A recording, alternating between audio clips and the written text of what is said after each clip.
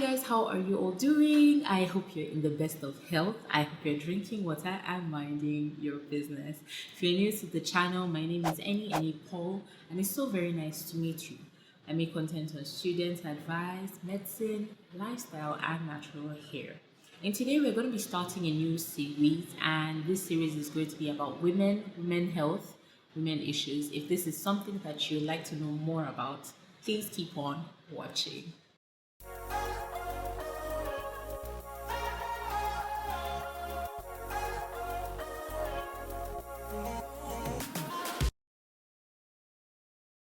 Contraception in simple terms is a way of actively preventing pregnancy in a person or a couple of reproductive age. Now, what this entails is you taking active steps or active measures to ensure that even when all the factors necessary to conceive are available, you do not conceive, okay? You do not make a baby. Okay, so now that we've gotten the definition of contraception out of the way, it's worthy to note that we have contraception for both parties, okay? So we have male contraception or male contraceptives and female contraceptives. Now, we're going to be talking extensively about female contraceptive methods. So at this point, one of the first forms of contraception I want to talk about are the condoms. Now, condoms are the first on the list because one, they are the shortest, and two, they are quite the safest. So when you're looking at contraceptives, you want something that prevents you from getting pregnant, and I'm sure you'd like something that prevents you from getting any sexually transmitted, diseases or infections. Now, that's one of the reasons why condoms are called the double barrel method, because essentially they do both. The downside to, using condoms, so usually people will complain about maybe decreased sensation with condoms or use of condoms, but at this point I want to stress that we have male condoms and female condoms, and I'm going to be speaking specifically about female condoms. I'm going to try and insert a picture here so you see what it looks like, but basically it's worn 20 to 10 minutes before sexual intercourse takes place. Now, the downside to a female condom is not everyone knows how to properly insert it. It could dislodge, and then the whole reason for using it in the first place is, lost. So that's one of the things that if you do decide to go on with this method, you need to learn, practice, and prepare for. The next on the list for females, also short acting, also in terms of, how quick you could start on it and how quickly you could stop or reverse the contraceptive method will be contraceptive pills. Now, we have different types of pills, and this is not something I'm going to be talking extensively about in this video, but one of the most common pills you can find are the combined oral contraceptive pills. And what these pills would essentially do, they would essentially look like is there'll be a pill every day for the 30 or the 28 days that you'd have in a month or in your menstrual cycle. So you have, the white pills for active contraception, and then you have the red pills for placebo, that when you start on them, you see your period. So one of the major downsides to getting on the pill is the fact that you have to be regular with it. Like, you cannot skip a pill if you expect your contraception or your contraceptive method to be effective. So you can't skip a pill, and if you miss a pill, you cannot double dose. Okay, there are other disadvantages in the sense that if you have some conditions, if you're hypertensive, if you're prone to having clots in your legs, a condition we call DVT, like deep venous thrombosis, if you're obese, these are conditions that you like to speak about with your health provider or your medical practitioner, whatever the case may be, before you get on this method of contraception. In the meantime, it could also help with things like acne. It could also help with things like hair on your face in the manly places, but usually all contraceptive pills are to be taken every day. The next set of contraceptives right now will be the patch, contraceptive patches, contraceptive injections, things like Depo-Provera. I'm going to put pictures up here for you. So again, the thing with the patches or the shots, like injections, are usually they last longer than the first set of contraceptives I've spoken about, in that they give you anywhere from about a month to 3 months worth of contraceptive cover. So now what this means is you have to be timely with, you have to take note of the times that you started this contraception or started this contraceptive methods, because again, it's like the issue or what you're trying to prevent is the egg that your body is producing. So you're trying to prevent anything that prevents eggs from being produced, or eggs from being fertilized, or eggs from being implanted, will give you adequate contraceptive cover. If you are a lady and you're following up until this point, please hit the like button so I know that you're enjoying this video. Okay, the shots would typically either stop egg production, or will stop egg release. That's the proper word. Yes, egg maturation and release. And when they stop this or slow it down, your body still prepares for conceiving, or prepares for conception. That's the word. Your body still prepares for conception, but there's no egg. Okay, like sperm is here and there's no egg. So what is going on? So you're prevented from getting pregnant at that point in time. Now, if you happen to maybe skip your next shot, or you skip the times, and during that period of skipping you ended up having unprotected sexual intercourse, sis is going down. Okay, so for the next ones on the list, the next set of contraceptives that we're going to be speaking about, these ones are the implants. Now, for the implants, we have different types of implants. Basically, they're either the single or multiple. I don't know how else to explain this, but we have the gel or no plans. So it's either maybe 1 or 2. Some people have up to 5, and essentially what these do is the more plants or the more rods they are. I'm going to try and put a picture up here just so you can follow with what I'm saying. But the more rods that they are, the longer that you get contraceptive cover for.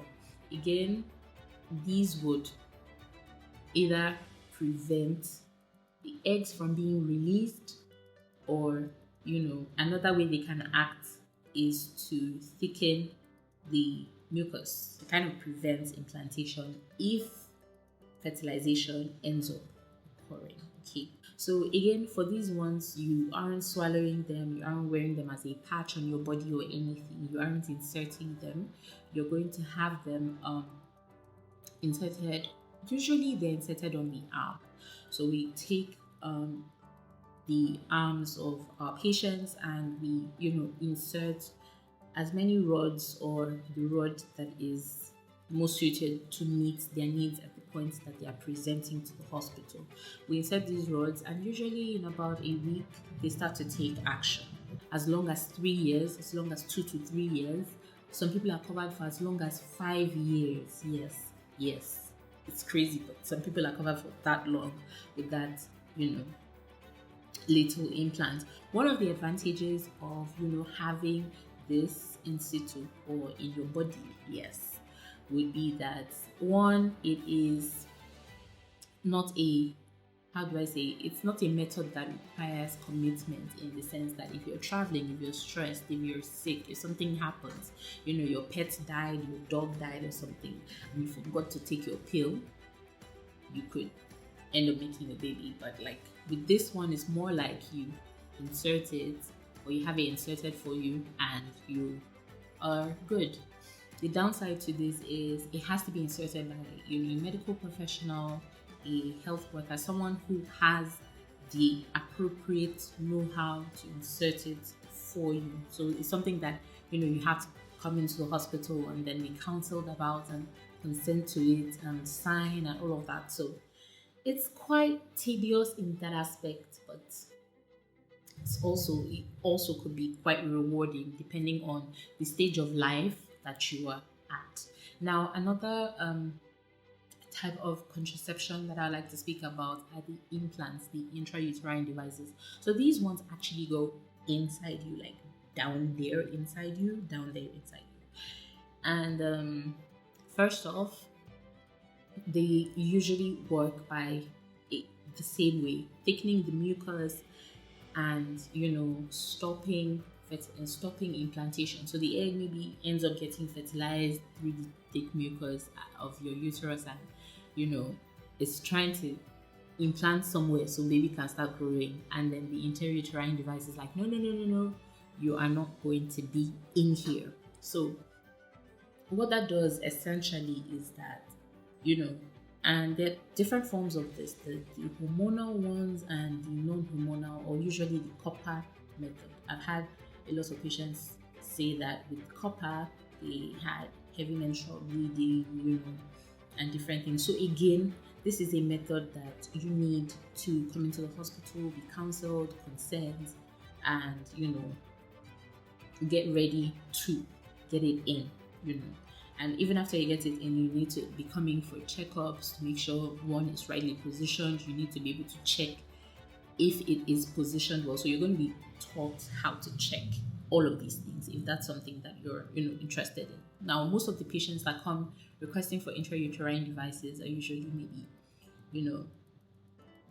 moms, from my experience anyways, are usually moms. Maybe they just had a baby, or they're in labor now and they're saying, once this baby is out, I want an IUD in so I heal with it and prevent pregnancy for the next couple of years. Now, some IUDs will last you as long as 5 to 10 years. So depending on what stage of life you're in and what you want for yourself and your partner, this is also another long-term method just to consider. Okay, so again, the disadvantages of this would be you need a professional to put it in. You need to be able to check. You need to learn how to take care of yourself, to check that it's still there. And some people complain that during the intercourse, maybe their partners can feel it or things like that. So again, you need to weigh your options. Okay, so in this video, I'm not going to be talking about sponges or diaphragms, because essentially they work almost the same way as female condoms. They hatch sperm and prevent sperm from getting in there to get to the egg.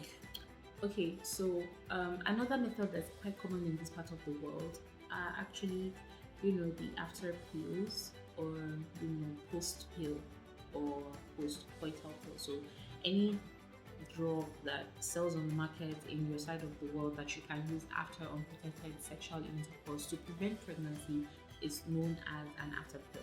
Now, in this part of the world, what sells is postinol, and in as much as this is very common, this is not a method I would advise as a doctor as a continuous form of contraception. And one of the major reasons, apart from the possible side effects or the fact that some people could react to the medications, is the fact that postinol has the capacity to upset your menstrual cycle if you use it regularly. So that means postinol was made to be used once during the menstrual cycle, and to be used timely as well, to be used with an adequate knowledge of what your cycle looks like, how many days you menstruate for, how many days is your menstrual period, and how many days your menstrual cycle. So these are things that you even need to know before you start on postinol, because if you don't know that, you don't time it right, you could use postinol and still get pregnant. In as much as it could cause nausea, fatigue, tenderness in your boobs, or different things, I highly advise that if it's used once or twice and you would continually engage in unprotected sexual intercourse, then you might as well get on another method of contraception. Okay, so at this point, I just want to quickly speak about some other forms of contraception that are not active methods of contraception. So I don't want to call them inactive methods, but they are less requiring of external factors. And what this means is, if you have a knowledge of your cycle, if you have a knowledge of what your period is like, then you can do something called calendar or rhythm method, where you engage in sexual intercourse only on your safe periods. And again, you can only know your safe periods when you have an idea of what your menstrual cycle and what your menstrual periods are like. Okay. Again, my people, I hope that you enjoyed this video. If you did enjoy this video, please give this video a like so more amazing people can see it and learn from it, and we can all rub minds together. At this point, I'm just going to, advise that the best form of contraception is abstinence. If for some reason, you cannot abstain, things are going haywire, you are going haywire, your wife is going haywire, please, I think this is something you need to agree on before you shock yourselves and make a baby or babies. You never know. I hope you found this video helpful, and if you want to see more on women health and things like this, please let me know in the comment section what video you would like me to film next. Alright, I'm going to leave you in peace and lots of love.